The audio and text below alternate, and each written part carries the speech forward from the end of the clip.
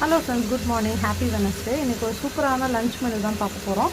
1 பாட் ரசம் சாதமும் முள்ளங்கி கொஞ்சம் டிஃப்ரெண்ட்டாக இந்த மாதிரி பொரியல் பண்ண போகிறோம். ஏன்னா ஒரு நாட்டுக்காய் சேர்க்கணும் இல்லையா. பொதுவாக பீன்ஸ், கேரட் இப்படி தான் போயிட்டுருக்கும் லஞ்ச் பாக்ஸில். ஸோ இது நல்ல டேஸ்ட்டாக இருக்கும்.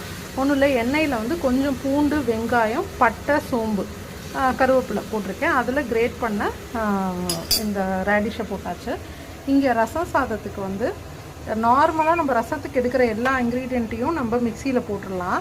இது 1 பாட் ரசம் சாதம்ன்றதால கொஞ்சம் லைட்டாக தாளிப்பு போட்டிருக்கேன், அவ்வளோதான். இங்கே ஒரு 8 hours 1.25 டம்ளர் சாப்பாடு அரிசியும் ஒரு 1/4 டம்ளர் துவரம்பருப்பும் நல்லா ஊற வச்சு கழுவி வச்சுருக்கேன். ஸோ ஃபஸ்ட்டு தாளிப்பு போட்டுட்டு காரத்துக்கு சில்லி பவுடர், புளி தண்ணி, கொஞ்சம் கொத்தமல்லியும் சேர்த்து அரைச்சிக்கிறேன்.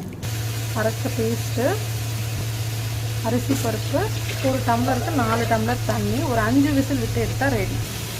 தண்ணி சுண்ணோன்னா தேங்காய் பூ ஆட் பண்ணால் நம்ம முள்ளங்கி பொரியலும் ரெடி. இது டேஸ்ட்டாக இருக்கும், அந்த ஸ்மெல்லெல்லாம் அழிக்காது. ஏன்னா நம்ம பூண்டு, வாயுன்றதால, சோம்பு எல்லாமே ஆட் பண்ணியிருக்கிறதால வயிற்றுக்குமே ஒன்றும் பண்ணாது. ப்ளஸ் இது ஏன் ரசம் சாதத்தோட கம்பைன் பண்ணேன்னா நமக்கு டேலி ஆகிடும். அப்படியே இதில் கேஸ் ஒத்துக்கலனாலும் ரசம் நம்ம எல்லா ஸ்பைசஸ் ஆட் பண்ணுறதால ஒன்றும் பிரச்சனை இல்லை.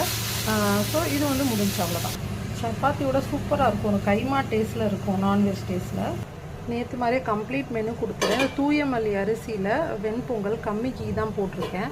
இது பம்கின் போட்ட சாம்பார், 2 பாயில்டு எக். இதுதான் பிரேக்ஃபாஸ்ட்டுக்கு. நல்லா கொதிச்சோன்னு மூடி போட்டு 5 விசில் விட்டுடலாம். ஸ்நாக்ஸ் பாக்ஸ்க்கு ஸ்வீட் பொட்டேட்டோ வேக வச்சேன். சூப்பராக 1 பாட் ரசம் சாதம் ரெடி.